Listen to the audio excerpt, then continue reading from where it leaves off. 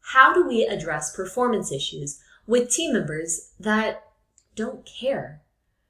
While you cannot force or teach motivation, you can use a few different tactics to effectively give performance feedback to those who are lacking that motivation.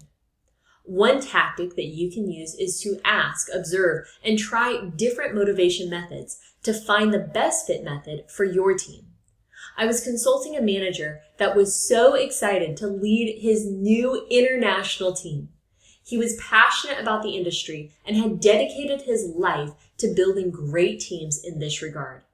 However, the ambitious manager became completely defeated and enthusiasm deflated in a matter of weeks after starting in the new position. I addressed the change in enthusiasm with the manager, and he replied that his team was not motivated. He was extremely competitive, and they did not have his competitive spirit. I smiled and asked if he tried anything other than ruthless competition. He looked at me with a blank stare. What else could motivate other than winning? The truth was that the team members were motivated, but they were motivated differently than him. He was motivated by competition. His team was motivated by relationships. Consider the right fit in motivation. I was speaking with a sales professional that truly loved sales. He had worked in a variety of sales jobs throughout his career and honed in his craft. He was convinced that he could sell anything, and he could. He was good, like really, really, really good. One of the best in the nation in several metrics and industries. And after a series of sales positions, he started in a new job with a large company selling industrial-sized manufacturing tools. This was his largest company and highest sales position. He felt he had arrived. He was excellent at his job, but he wasn't very happy in this high-paying position. Why? He was completely disinterested in the industry. He simply did not care about tools. The work did not stress him out, but the passion had faded. He put in less and less hours, and he did the bare minimum. His performance dwindled in these low standards, and as much as he tried, he did not care about the tools. 8 months later, he found himself looking for a new job. It was the right position, not the right industry.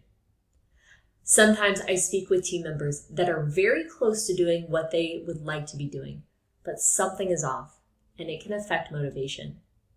If your team members don't believe in what they are doing, they probably won't be motivated to do the job.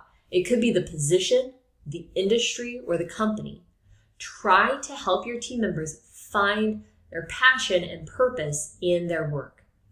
Sometimes motivation can be fostered through leadership, teams, promotion or growth opportunities, relationships, meaningful work, a compensation, or even the right fit job.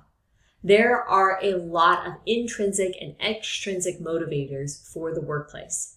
And sometimes people simply choose to be satisfied with the status quo and are not motivated to aim for more. Sometimes it's best to acknowledge this in a frank conversation.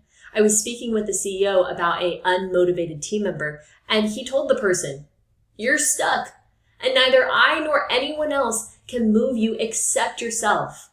While we as leaders and team members can do a lot to foster motivation, we cannot force someone to be motivated. So, here's what I want you to do if you have an unmotivated team member. Ask and observe different motivation tactics and places for your team while recognizing that you cannot force motivation. Thank you for joining this episode. For more information about our performance feedback learning and other talent development learning, follow me, Amber Vandenberg, and my company, The Pathways Group.